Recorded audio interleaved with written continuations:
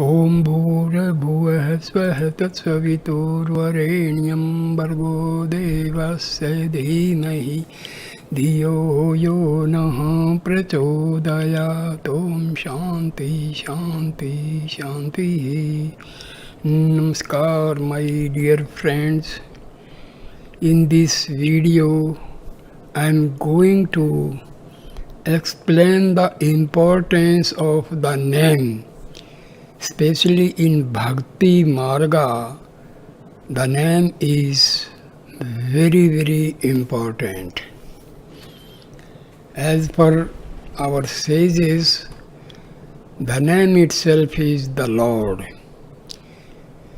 In most religions, though not in Christianity, invocation of the divine name is one of the most important techniques of Bhakti Marga, that is of the path of devotion and submission.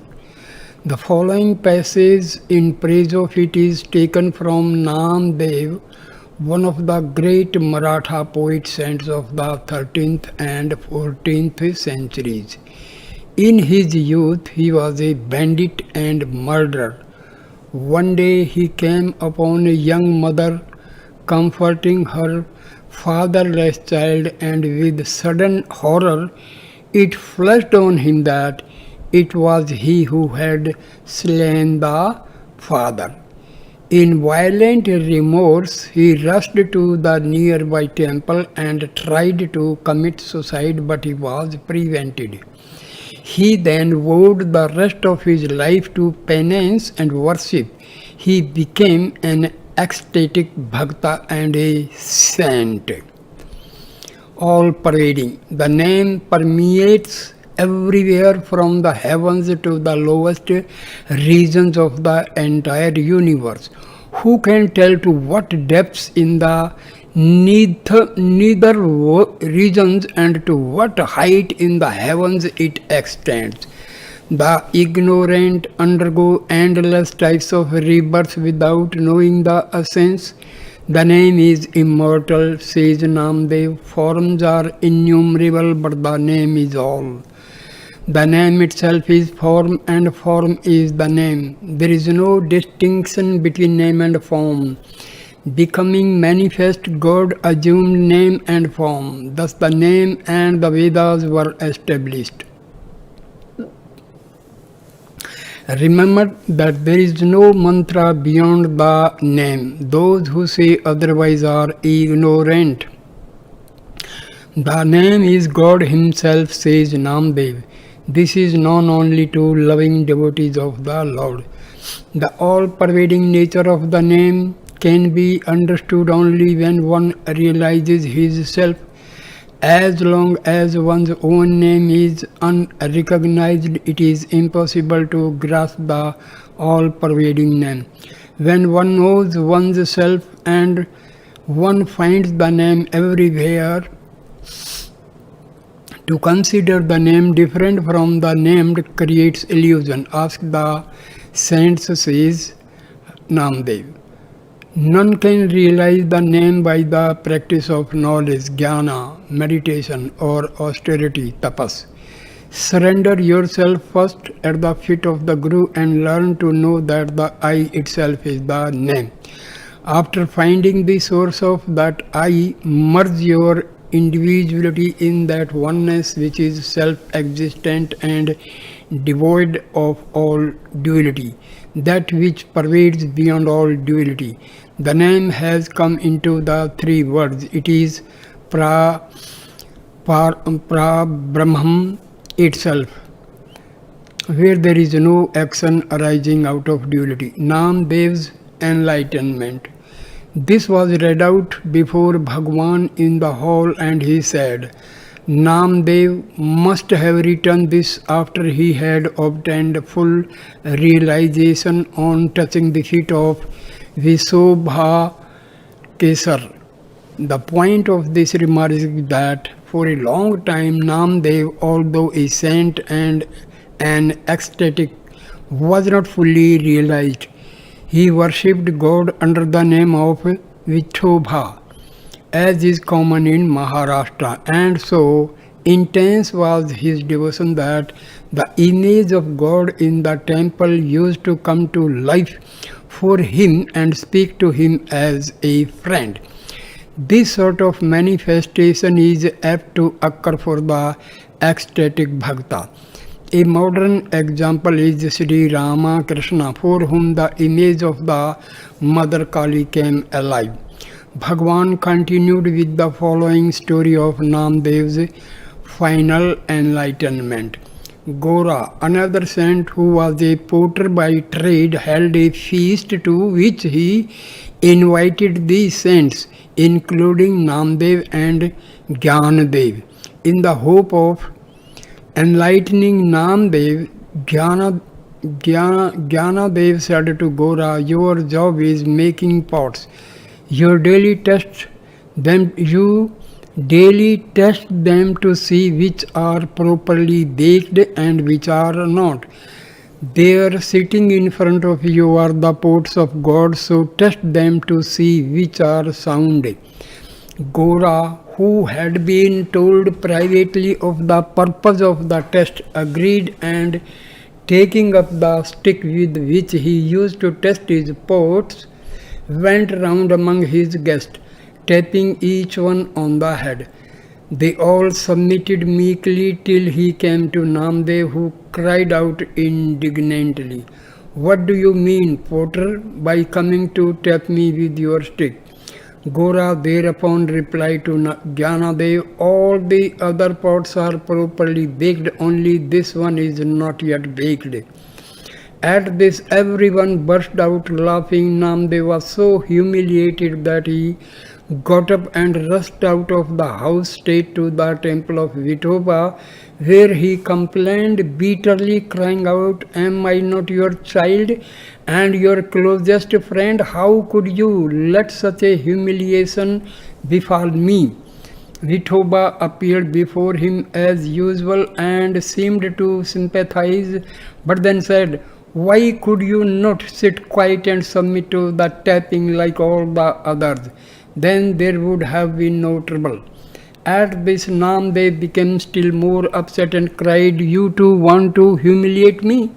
Why should I submit? Am I not your child?" Vithoba then said, "You have not yet understood, and even if I tell you, you won't. But go to such and such a ruined temple in the forest, and there you will find a saint who will be able to give you enlightenment." Namdev went to the forest as he was told, and when he reached the ruined temple, he found a simple old man lying asleep there with his feet resting on a Shiva lingam. He could hardly believe that this was the man from whom he, the chosen friend of Vithoba, was to obtain enlightenment. However, as there was no one else there, he went up to him and clapped his hands to wake him. The old man woke up with a start and seeking him and said, "Oh, so you are the Namdev whom Vithoba has sent here?" At this, Namdev was taken aback and began to think that this must be a man of power to know his name and why he had come. Still, man of power or not, he had no right to rest his feet on a lingam, he thought, and he told the old man so. "Oh, are my feet on a lingam?" The old man said, "All right, put them somewhere else." So Namdev, out of reverence for the lingam, moved them to another spot. There too a Shiva lingam sprang up, and so in one place after another, whatever place he put them. Finally he sat down and took them in his lap, and he himself became a Shiva lingam. And at that moment enlightenment dawned on him. After this, Namdev returned home. For some days he did not go to the temple at all, although it had been his habit to go there daily and spend most of the day there with Vithoba. After a few days, Vithoba appeared before him in his house and asked, apparently guileless, why he had forgotten to visit him. No more fooling me now, Namdev replied. I know now. Is there any place where you are not? Do I need to go to the temple to be with you? Do I exist apart from you? Yes, now you understand, Vithoba said. Commenting on this story, Bhagwan said, it is to be noted that it was only when he surrendered and touched the feet of the Guru that he obtained enlightenment. Verily, the name is God Himself. In modern times, Swami Ramdas also, like most bhaktas, prescribed the invocation of the name. The following is an article about it that he distributed privately among his disciples. It is printed here with the kind permission of Mataji. God and His name are not distinct from one another. Name is God Himself. The moment we think of the name, our mind is filled with the presence of God. There is no easier way of focusing thought upon God than taking constantly His name. Where we repeat the name aloud, we feel our heart is flooded with the ecstasy of love, because the sound of the divine name awakens the heart to the bliss and love of God. Although mental repetition of the name is held to be far more efficacious than the verbal repetition, still the rare experience of sweetness and joy derived from uttering the name aloud is incomparable. When the entire being of the devotee thrills with rapture to the music of the name, he realizes that the name is Brahma. God is both manifest and unmanifest. The name stands for such a God. Here the unmanifest is the all-pervading, infinite, immutable, tranquil and static spirit of God. The manifest is the entire universe of name, form and moment with all its beings, creatures and things. The name stands for this all-inclusive and all transcendent Godhead who is both personal and impersonal. The divine name is thus the beginningless source of all creation and the creation itself. God the Absolute is the nameless name. The name can free the soul from bondage. The name can take it to the highest consummation of spiritual life. The name can grant a blind soul divine sight. The name can bless an individual with a universal vision full of sublimity. The name can lift the soul to inconceivable heights of God realization. Love, light, power and joy. The power of the name is invincible. A mind which is considered to be unconquerable by the soothing influence of the name becomes docile, yielding and submissive. The mind itself is transformed into God by the power of the name. He who takes refuge in the name can work wonders. Death itself will stand in awe of him. He can command all the forces of nature and direct them to bring about a spiritual awakening in the hearts of men. The name can make a human being an embodiment of eternal love and joy. The name can convert an individual into a cosmic reality, an ignorant soul into a very God. Where the name of God is sung, the atmosphere is permeated with purity, peace and bliss, for the sympathy of the name spreads everywhere the splendor of love. The name is all sufficient, the utterances of it is itself meditation. The ecstasy born of it is itself is samadhi. The name is love, light, power and joy. The writer can vouch for it from his own experience that the name by itself without any other sadhana can grant one the fullest vision of God everywhere and may merge him in an ocean of never-ending love and joy. There is no sadhana which can be so universally adopted by all people, and is at the same time so simple for realizing God as the divine name. It is perfectly true in the words of a saint that he who has God's name always on his tongue is a Jivan Mukta, or a liberated soul. So, dear friends, to whatever race, caste, creed, or color you may belong, take up the name of God and feel the sweet communion with it, and you may depend upon it. Your souls, through constant bathing in the nectar of the name, will not only be purified but will also be illumined with the omnipresent and omniscient light and love of God. This practice of taking the name will lead the unyielding spirit of man to complete surrender to the omnipotent power and will of God.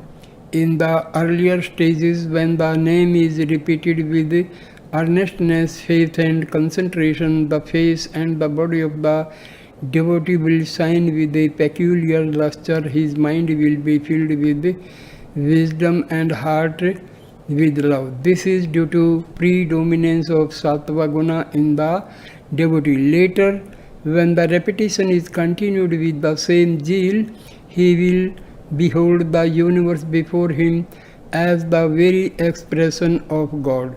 Becoming one with God, he will have the vision of God everywhere. Cure for desires. In Islam, as one would expect from a religion whose very name denotes submission, no technique is more prized than invocation of the divine name. The food and drinks of the saint is remembrance of the name of the Lord, said Abdul Hasan al-Ghazali. The great theologian said, what the slave of God derives from his name is defecation, by which I mean that his heart and purpose are drowned in God and he sees none other. Recital of the name is a certain cure for all desires, said Dhunj Nan Misri. Whoever hears it faithfully finds the way to God, bestows divine wisdom. For the Sikhs also there is no more potent technique than invocation of the divine name, as the following hymn from the Granth Sahib shows. Hearkening to the name bestows truth, divine wisdom, contentment.